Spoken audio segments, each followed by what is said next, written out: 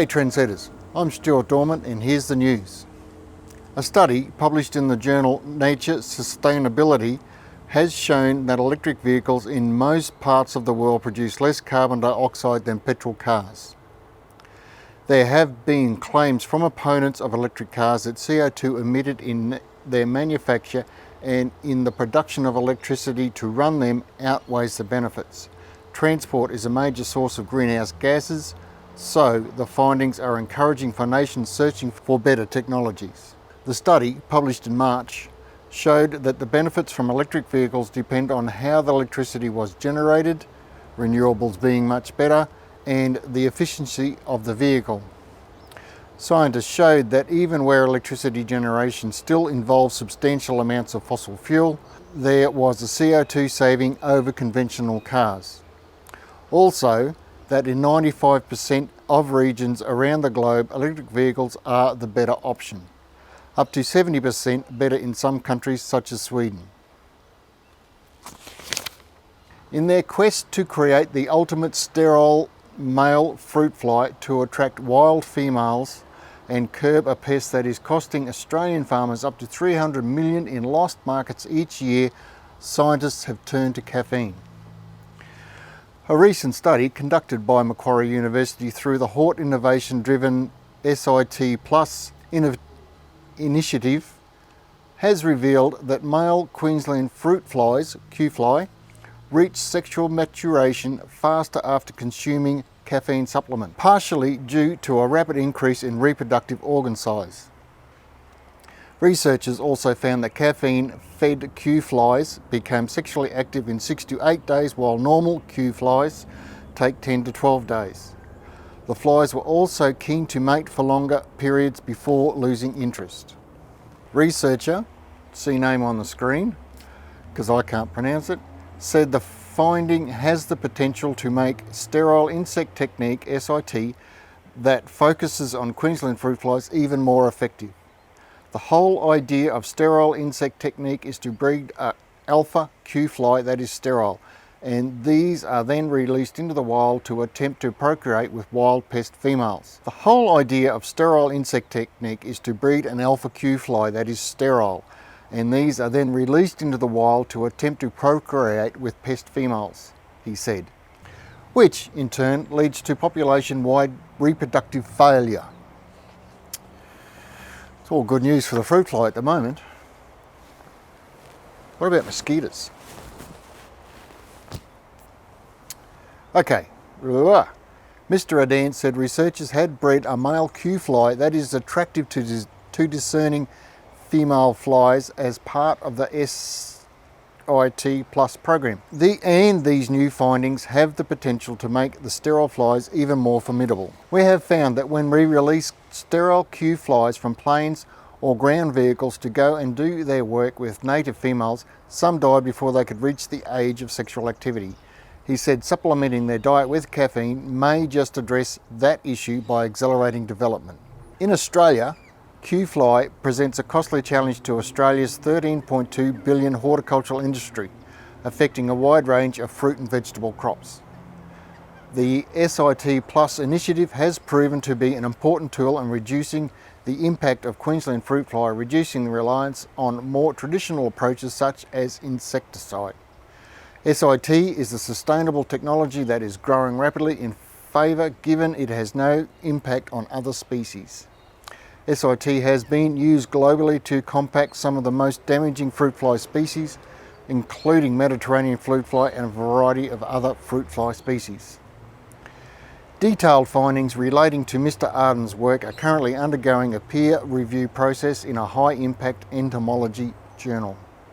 This research has been delivered as part of the $60 million SIT Plus collaboration developed by Hort Innovation with co-investment from various universities, state government agencies and contributions from the Australian Government. Mr. Ahern was supported by a Macquarie University Research Excellence Scholarship.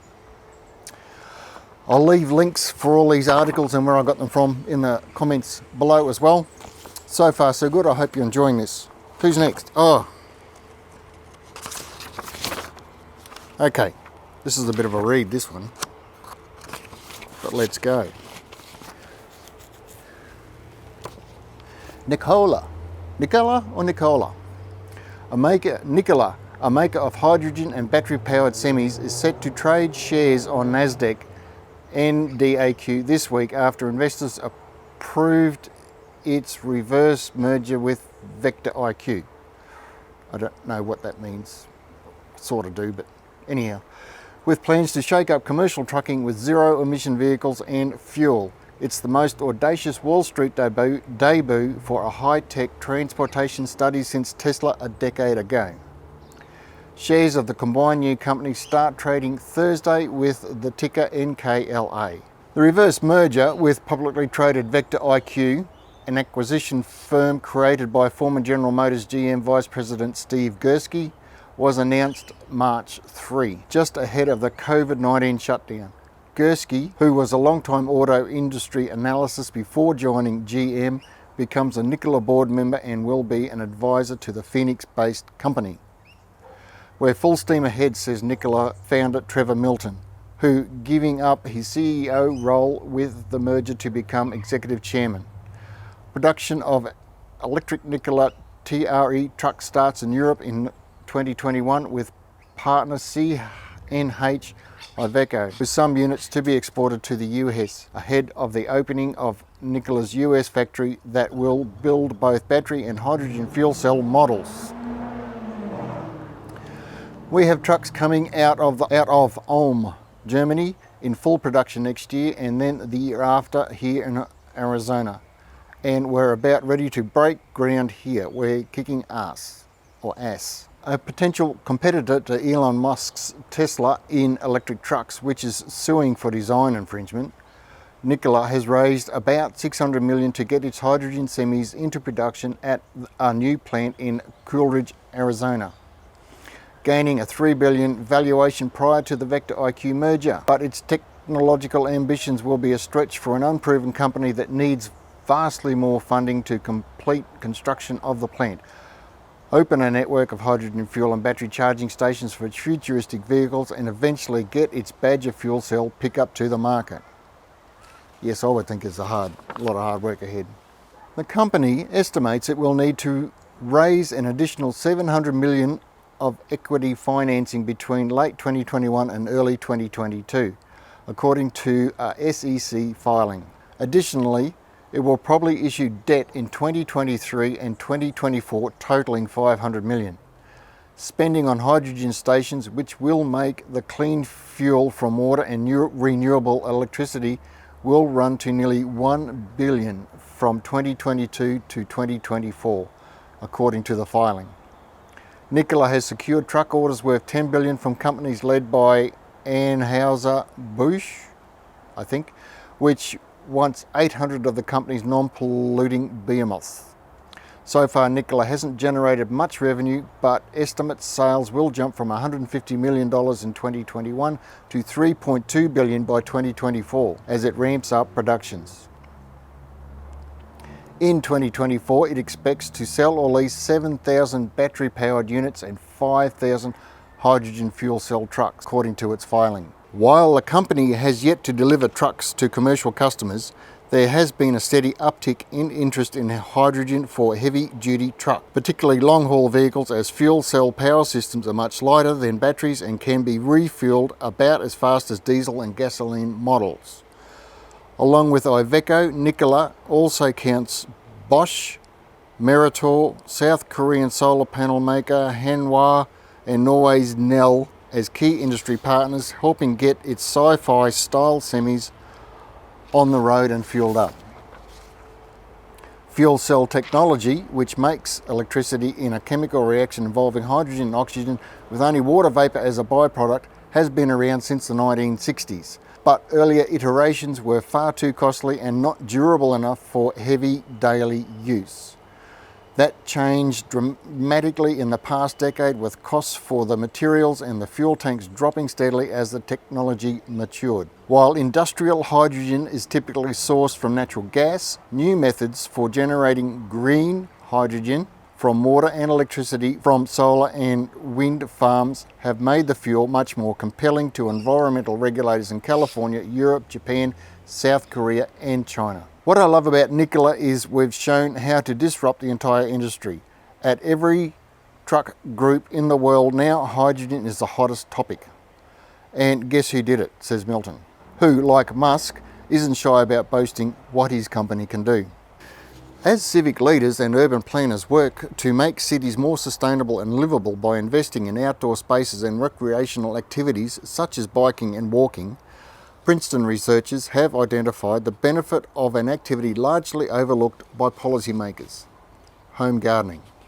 That's you and I, guys. The research, well, I'm assuming you're a gardener, that's why you're here.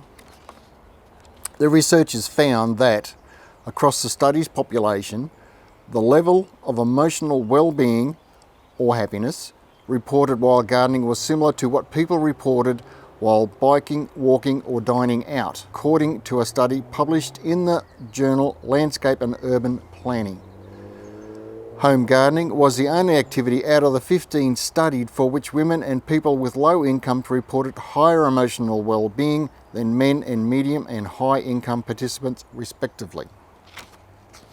This has implications for equity in food action planning, considering that people with lower incomes tend to have less access to healthy food options, said correspondent author Anu Ramaswamy. Princeton Sanjay Swanai, 87.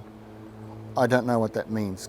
If anyone knows, can you let me know in the comments? Professor of India Studies, Professor of Civil and Environmental Engineering and the Princeton Environmental Institute.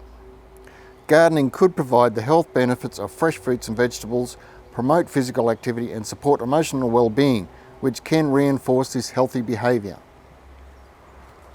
I think he's preaching to the choir here, but anyhow. The benefits of gardening on happiness were similar across racial boundaries and between urban and suburban areas, said first author Graham Ambrose, a research specialist in Princeton's Department of Civil and Environmental Engineering. In addition, whether people gardened alone or with others made no difference, and people who kept vegetable gardens reported a higher level of average emotional well-being than people who worked in ornamental gardens. One for us in the veggie department. Findings came from a study of 370 people in Minneapolis, St. Paul metropolitan area, for which people used a cell phone app called Dynamica to report their emotional well-being while engaged in any of 15 daily activities. The app was developed by study co-author Yingling Fan, a professor of urban and regional planning at the University of Minnesota, who led a larger emotional well-being study as a part of the National Science Foundation-funded Sustainable Health Crisis Network led by Ramaswamy. That's a mouthful, this is hard work. Co-author Curtis Daz, a postdoctoral research associate in civil and environmental engineering at Princeton, was instrumental in recruiting participants from a range of communities and implementing the study.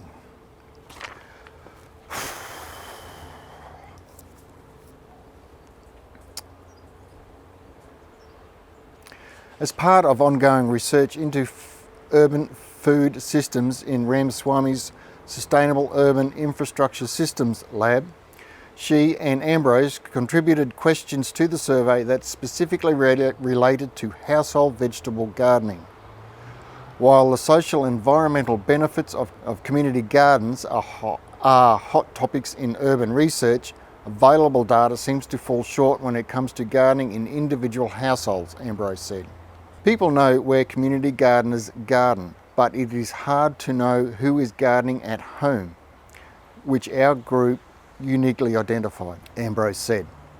For example, study authors found that 31% of participants engaged in home gardening for about 90 minutes per week on average, compared to 19% who engaged in biking, an average of 30 minutes a week, and 85% who walked, an average of 1 hour and 40 minutes a week. Many more people garden than we think, and it appears that it associates with higher levels of happiness similar to walking and biking, Ramaswamy said. In the movement to make cities more livable, gardening might be a big part of improving quality of life. We're nearly there. The researchers found that home gardening was among the top 5 activities in terms of how meaningful an activity felt to people who were engaging in it.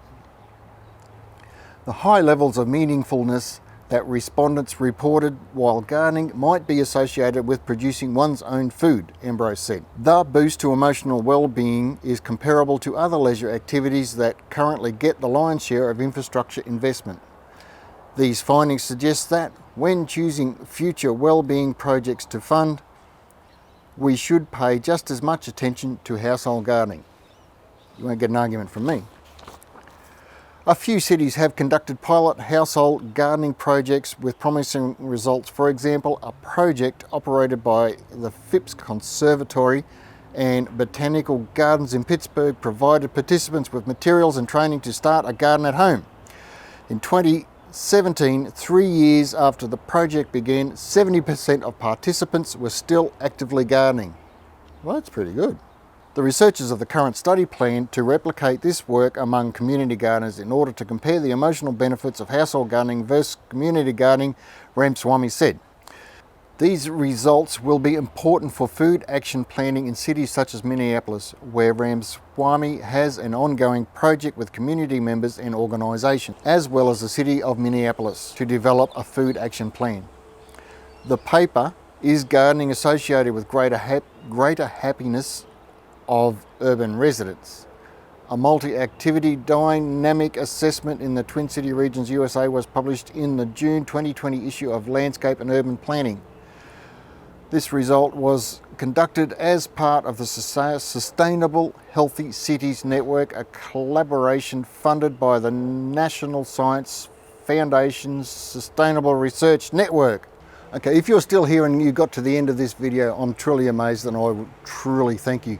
This is purely self-indulgent on my part. It's something I like to do. I'm not doing it to try and get more likes or more subscribers or anything like that. I just want to find nice bits and pieces of interesting news and I want to share them with the world.